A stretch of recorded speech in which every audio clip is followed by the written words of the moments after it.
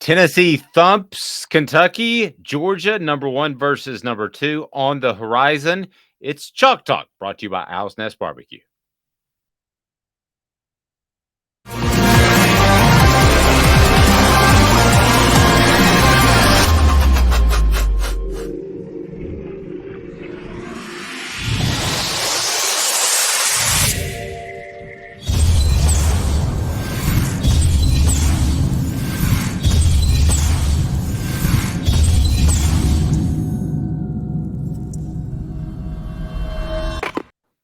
All right, here we go. Please hit that like, subscribe, and share button. I'll tell you more about Owl's Nest Barbecue here momentarily. I'll go ahead and tell you this. It's awesome. Chris, Tennessee was pretty awesome against Kentucky in a game that never really was a game. You and I talked, and you thought it was pretty much over with the Jawan Mitchell interception that was early in the game. But Kentucky's just not the sort of team that can get behind on the scoreboard, are they? No, they're not. I think that while they can move the football through the air, or they've shown an ability to do that this season, I think that's one of the real keys for Tennessee is when they get leads, it makes their defense. They only have to play. They can eliminate one of the key components of the opposing team's offensive game plan. So if you really know what they're going to do and what they're going to have to do to get back in the game, and that's not their strength, you can have a hard time, particularly since Kentucky's passing game, which they've had success, is play action based. Well, if you get behind a little bit too much, then you can't run the play action as effectively because they're not buying the play action. So, a team like Tennessee can sit back and play the pass lanes and not have to worry about the run. Or if they run it, well, go ahead. You're just going to use some time and valuable time and clock. So for Kentucky to be successful, they had to go length of the field, score points, and they weren't able to do that effectively. And I thought, again, a key point where they could have cut the game down to 7 early enough. They couldn't get it done. That's what you've got to do. Get up, come up big in the red zone, Dave. Come up big on third downs. If you can create turnovers, that's even better. And they did that in the red zone. That was, to me, I thought the key point, turning point, if there was one for Tennessee to say, no, this is our game here. I thought it showed a lot of maturity in how they played overall and how they approached the game. Please hit that like, subscribe, or share button. We would greatly appreciate that. And Chris, I think people want us to look forward to Georgia, number one versus number two. That doesn't really ever happen in the regular season. Happened a couple of times over the past 20 or so years, but let's get into that. I'll remind you that this Chalk Talk is brought to you by Owl's Nest Barbecue. Owl's Nest Barbecue has the rubs, the sauces, everything you need right there in Ooltewah and the Green Mountain Grills that are fantastic. They're awesome. Owl's Nest Barbecue. So, Chris, Georgia, what do you make of them as just give me a big picture perspective compared to what they were last year, which was a generational type of defense, and your thoughts on how they played so far into November this season. Well, I think that they're part of their struggles when they've struggled in games. It's been a little bit of an intensity focus, more reflective of the youth of which they're playing. Like, for example, I think Tennessee's got a lot of senior maturity. I think the leadership at Georgia is a little bit more youth oriented. Yeah, you got Stetson Bennett, but I'm looking at the offensive line, the defensive front in particular. A lot of young guys that are getting better and better, and they're really talented, but the consistency is not there. The other thing is a lot of these young guys on the defensive front that played a pivotal part in the rotation last year for Georgia. They're now the key guys, and the guys that are part of their rotation now, the backups are not as good. They're still really good. It's going to be the most physical team by far that Tennessee's played all year long. Alabama's not as physical. LSU's not as physical. No one else is as physical as Georgia. Got a little bit of some. We're going to learn probably by Tuesday, certainly about the health. Got a couple of issues on the offensive line that doesn't look too bad. Amarius Mims, maybe an MCL sprain. He didn't seem too concerned about it at the end of the game, but we'll see. Xavier Truss has got a toe that Again, we should learn more about that. But that's going to be pivotal. Very physical team up front on both sides of the line of scrimmage. They've got a unique and really difficult to defend tight end package. I mean, they Oh, played at times four of them that are very difficult to handle, and that gives them real added push off the line of scrimmage in the run game.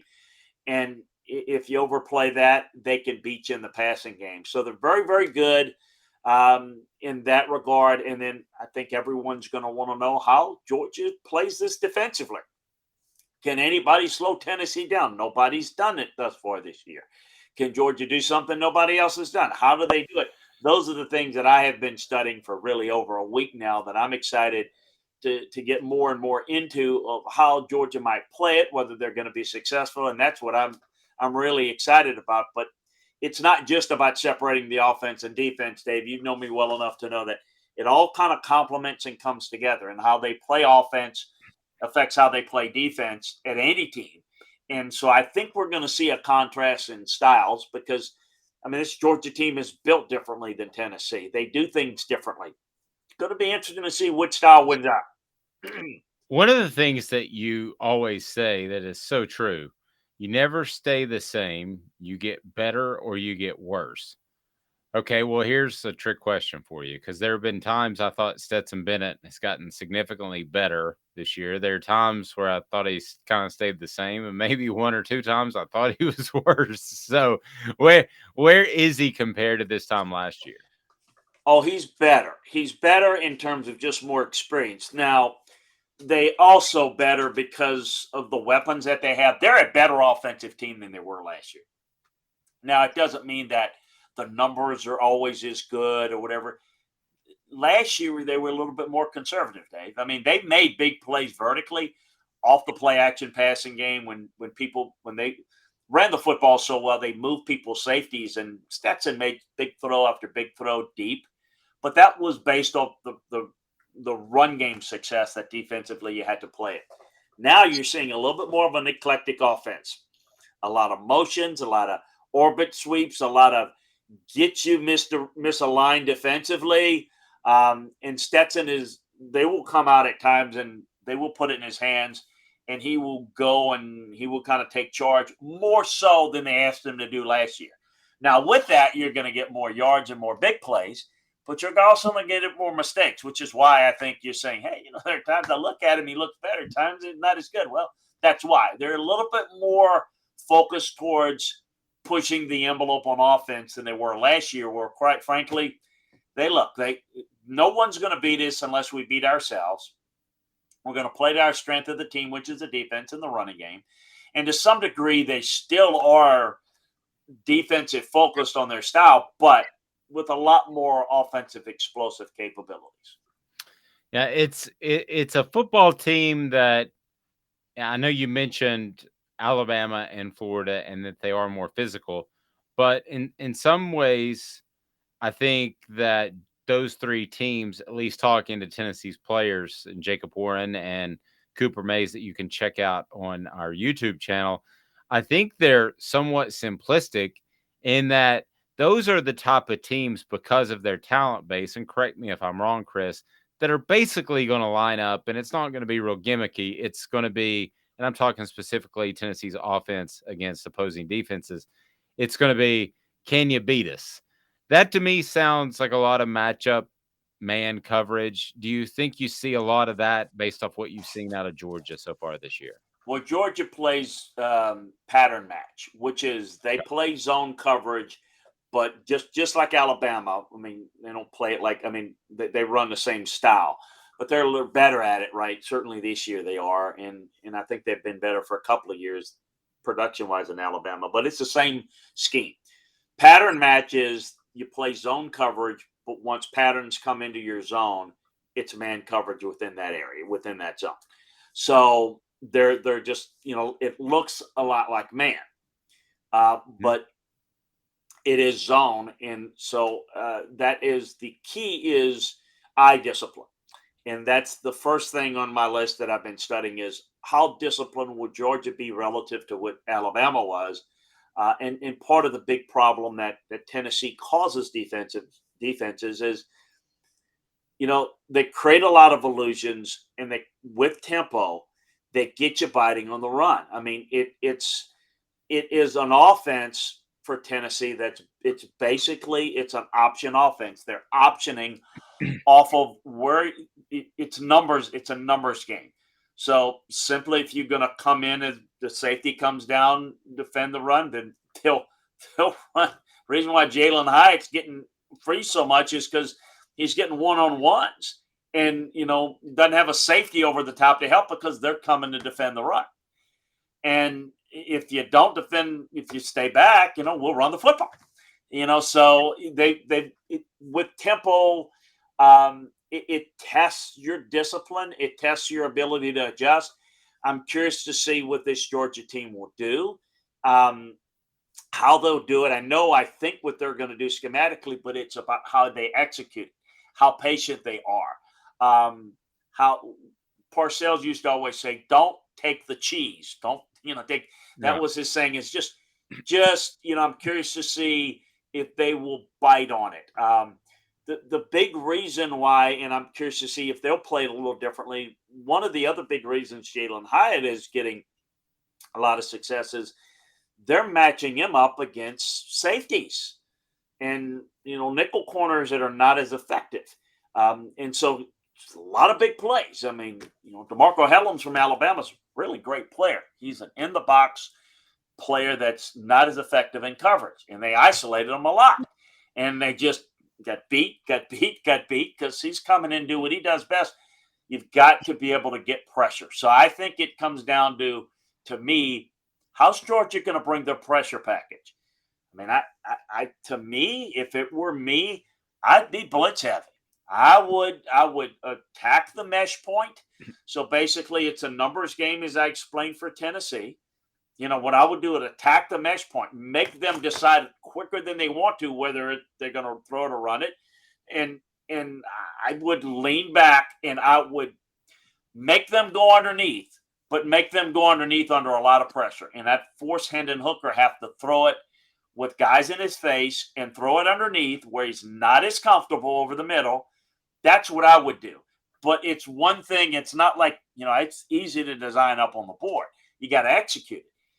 Can you do that? No one's been able to get good pass rush pressure on it. And you've heard me talk about that. The untold story, or the not told enough story about Tennessee's offensive success, has been their pass protection and how effective it's been. That's not allowed anybody to generate pressure, because the way you kind of break and penetrate this defense is you just hit them with pressure and you get in his face, and then you're not going to be able to get those deep balls out as effective. You set your feet and throw it, and you've got the right numbers. I mean, that's not a very difficult throw, and particularly for Hendon. And that's where you get the big plays. You can't get beat on the big plays. Georgia can't, just like anybody else. They would have the same amount of trouble, I think, if they got down 17 points. And that's difficult for anybody to overcome. They're better at being able to overcome that than some others, but probably not good enough to beat this Tennessee team. So can they limit the big plays, I should say, and can they put pressure on them? And then that's the answer to what Tennessee's got to be able to do. Can the pass protection hold up? Can you be good enough in blitz pickup? I don't think people have done enough of the blitz package against Tennessee. And I think you got to test that, because now you got more guys and they can block. Can Hooker get it out quick enough? You get it out quick enough, is he going to get it accurate? See, that's what I think you need to do against them. I don't think you need to stand back and play just coverage. I think you got to force the issue a little bit more. And I'm curious to see if Kirby and the staff's going to do that defensively. Interesting. That will be. And to clarify, when you talk about mesh point, that's when the optional look at, so whether or not he's going to hand it or pull it. Correct. Yeah. So at that point, when he's got to put the ball in the belly of the back, if you got a defender there forcing the issue, you don't have as much time to read and to make the decision of, pulling it out or keeping it in. So that becomes issue. Edge pressure, collapsing that's what thought Alabama might have some success doing. They did not. I was wondering if Kentucky could do it a little bit. really could not. And again, I think that's a lot of credit go to Tennessee's pass protection holding up. That's going to have to be key again. That's what's worked. Um, but I don't think it's look. To me, this is not a this is a no brainer comment. This is the toughest matchup by far for Tennessee Right. because you're playing on the road and you're playing the team that has the most talent. You can look at Alabama and say Alabama has, overall as much talent as Georgia. Um, some areas Georgia's are better. Some areas Alabama's a little bit better. But uh, overall, and you're doing it on the road. And so, those are the type of thing. It's not like they made big plays against Bama, but they also not like they dominated Alabama like they've dominated everybody else. So I'm curious to see. This Tennessee team is getting better. I think this Georgia team is getting better, although at times their offense looks like it goes into a low gear because they kind of protect leads is more than say Tennessee's always in that high gear, trying to score more. Georgia will throttle it down, play smart, wear the game down. So I'm curious to see how that offense, how they play it. Ideally, they'd want to play it with a little bit more um, slower pace, but still score. But if they have to get in the shootout, I think they show that they can do that pretty effectively because they score in spurts as well. So I think the style's going to be interesting to see how this plays out. Should be good. He's Chris Landry. I'm Dave Hooker. This has been a presentation of Off the Hook Sports. Owl's Nest Barbecue is your home for barbecue supplies right there in Ottawa, whether it's the pellets, maybe you want the wood chips, the sauces, the rubs. The Green Mountain grills are awesome. They've got it all. Owl's Nest Barbecue right there in Ottawa. Check them out and tell them Off the Hook Sports sent you. For Chris Landry, I'm Dave Hooker.